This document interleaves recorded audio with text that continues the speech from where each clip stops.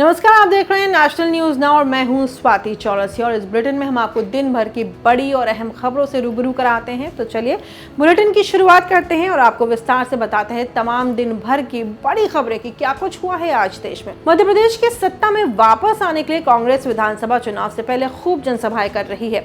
Party के senior नेता लोगों से वोट की अपील कर रहे हैं। इसी कड़ी में आज राहुल गांधी मध्य प्रदेश के शाहजहांपुर में एक रैली में पहुंचे। यहाँ उन्होंने केंद्र की मोदी सरकार और प्रदेश की शिवराज सरकार पर जमकर हमला किया।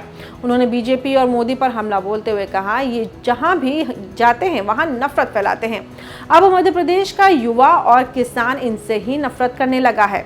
इन्होंने जो जनता के साथ किया है अब वही चीज जनता इनके साथ कर रही है। ये तमाम बातें राहुल गांधी ने आज की। भारत जोड़ो यात्रा के दौरान हम यहाँ पर हर वर्ग के लोगों से मिले, ये कहना है राहुल गांधी का।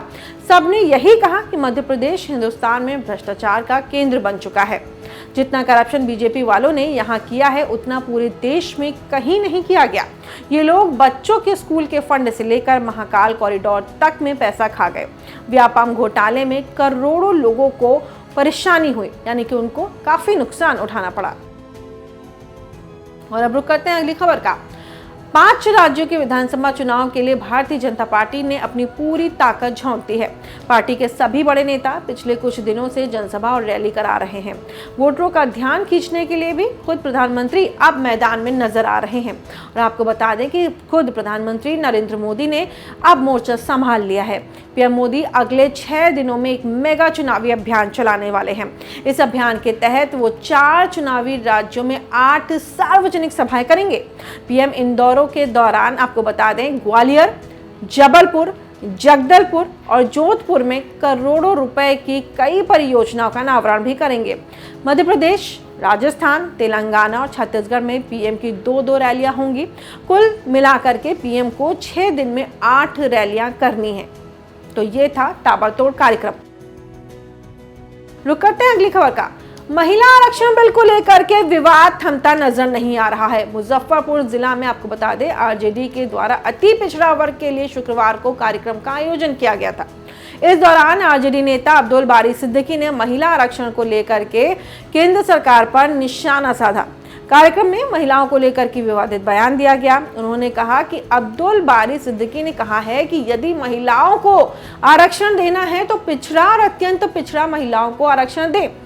अत्यंत पिछड़ा का भी कोटा तय कर दीजिए, तब तो हम ये इस चीज को ठीक मानते हैं कि महिलाओं को आरक्षण दिया जाए, वरना लिपस्टिक और बॉब कट हेयर वाली औरतें और जो औरत नौकरी में चली आएंगी और आपकी महिलाओं को कुछ भी नहीं मिलेगा। यानी कि उस कार्यक्रम में जो आयोजित हुआ था वहां पे भाषण देते हुए उन्होंने कहा कि जो महिलाएं हैं वो ऐसे वर्ग से आनी चाहिए जो पिछड़े वर्ग की हैं या अति पिछड़े वर्ग की हैं, ना कि जो बॉब कट हैं और लिपस्टिक हैं। यानी कि यहाँ पर भी महिलाओं को एक तरीके से कैटेगरी में डाल दिया गया है।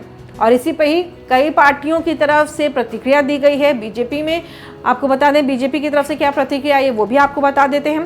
बीजेपी नेता शहजाद पूनावाला ने इस मामले पर अपनी प्रतिक्रिया देते हुए कहा कि ये पहली बार नहीं है कि वोट बैंक की पॉलिटिक्स के नाम पर इसके पहले भी सपा और आरजेडी की जमात ने महिला आरक्षण बिल की कॉपी फाड़ी है।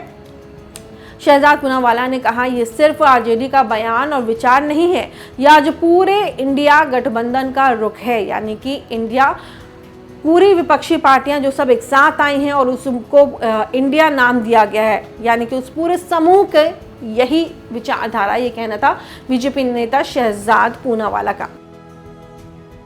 वहीं अब रुक करेंगे अगली खबर का।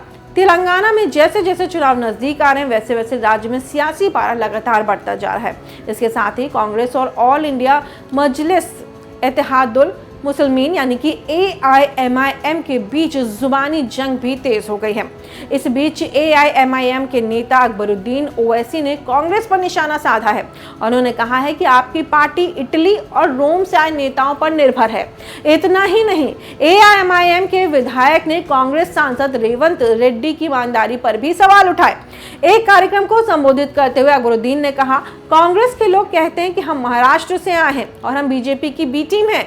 मैं कांग्रेस के गुलामों से पूछता हूं कि तुम्हारी अम्मा, यानी कि वो सोनिया गांधी को संबोधित करते हुए उन्होंने कहा, तुम्हारी अम्मा कहां से आई हैं। इतना ही नहीं, रेवंत रेड्डी भी पहले आरएसएस कार्यकर्ता के रूप में काम करते थे। इसके बाद उन्होंने तेलुगु देशम पार्टी में काम किया। अब वो कांग्रेस के साथ काम कर रहे हैं। रुक करते हैं अगली खबर का। जम्मू कश्मीर के कुपवाड़ा सेक्टर में एक बार फिर सुरक्षा बलों और आतंकियों के बीच मुठभेड़ हुई है। यहां सेना और पुलिस ने ज्वाइंट ऑपरेशन में घुसपैठ की कोशिश कर रहे 2 आतंकियों को मार गिराया। भारतीय सेना की ओर से बताया गया कि कुपवाड़ा के माछिल सेक्टर के कुमकारी हाहामा में घुसपैठ की कोशिश को नाकाम कर दिया गया है। बीते गुरुवार और शुक्रवार की रात करीब 2 बजे आतंकी पाकिस्तानी सीमा से भारतीय सीमा में सुरंग के रास्ते घुसपैठ की उन्होंने और इधर तैनात सैनिकों ने घुसपैठियों को चुनौती दी, जिसके बाद मुठभेड़ शुरू हो गई। आपको बताते हैं, मुठभेड़ और गोलाबारी में दोनों आतंकी मारे गए हैं। इंडियन आर्मी को किसी भी तरीके की कैजुअलिटी की अभी वहां से कोई खबर नहीं आई है, यानी कि भारतीय सेना का कोई भी जवान अभी तक शहीद नहीं हुआ है, ऐसी खबर हमारे तक अभी नहीं पहुंची है। और अब रुक करते हैं खेल जगत का। रोहन बोपन्ना और ऋतुजा भोसले की जोड़ी ने इतिहास रच दिया है। जी हां, भारत को गोल्ड मिला है। भारत को टेनिस में गोल्ड दिलवाया है। गोल्ड, आपको बता दें, एशियन गेम्स में भारत के खाते में गोल्ड आया है। रोहन बोपन्ना और ऋतुजा भोसले की जोड़ी ने टेनिस के मिक्स डबल्स इवेंट में गोल्ड जीत लिया है। इस भारतीय जोड़ी ने फाइनल में ताइपे जोड़ी को 2-6, 6-3, 10-4 से शिकस्त दी है। वहीं एशिया कप के लिए रवाना होने से पहले राहुल द्रविड़ से पूछा गया था कि क्या उनका मानना है कि विश्व कप कोच के रूप में उनके कार्यकाल को परिभाषित करेगा। इसके जवाब में राहुल द्रविड़ ने कहा, मैं लेगेसी में नहीं हूं। घरेलू मैदान पर विश्व कप खेलना रोमांचक है, इसके साथ ही एक निश्चित मात्रा में दबाव होने वाला है, लेकिन ये कुछ ऐसा है जिसकी हम सभी उम्मीद करते हैं। एक कोच के रूप में मैं इसका इंतजार कर रहा हूँ। मैं बस वर्तमान में रहता हूँ, उस काम के बारे में चिंता करता हूँ जो मुझे अभी करना है और भविष्य की नहीं चिंता करता हूँ। वहीं अब रुक कर लेते हैं बॉलीवुड यानी कि एंटरटेनमेंट जगत का। बॉलीवुड एक्टर रणदीप हुड्डा एक बार फिर से सुर्खियों में है। अभिनेता ने हाल ही में खुद को लेकर के एक हैरान कर देने वाला खुलासा किया है। एक्टर ने बताया कि कुछ समय पहले वो डिप्रेशन में थे और अपने इस डिप्रेशन का कारण उन्होंने बॉलीवुड के खिलाड़ी अक्षय कुमार को बताया है।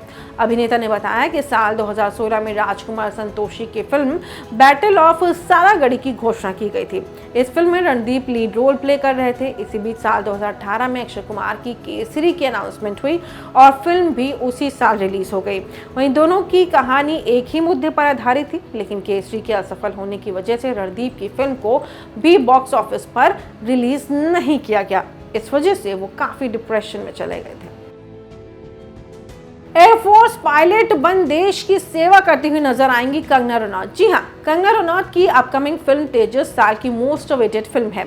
अपने दिलचस्प फर्स्ट लुक के साथ वाहवाही बटोरने के बाद मेकर्स कथित तौर पर अपकमिंग नेशनल हॉलिडे पर इसका पहला टीजर जारी करेंगे। फिल्म 20 अक्टूबर को बड़े पर्दे पर रिलीज होने वाली है और कथित तौर पर मेकर्स 2 अक्टूबर को गांधी जयंती के अवसर पर इसका पहला टीजर जारी करेंगे। प्रोडक्शन से जुड़े एक करीबी सूत्र के मुताबिक तेजस का पहला ऐसे टीजर 2 अक्टूबर को रिलीज किया जाएगा। और इस बुलेटिन में फिलहाल इतना ही। देश और दुनिया की तमाम बड़ी और अहम खबरों के लिए आप जुड़े रहिए हमारे चैनल नेशनल न्यूज नाउ के साथ और इसे जरूर सब्सक्राइब भी करिए।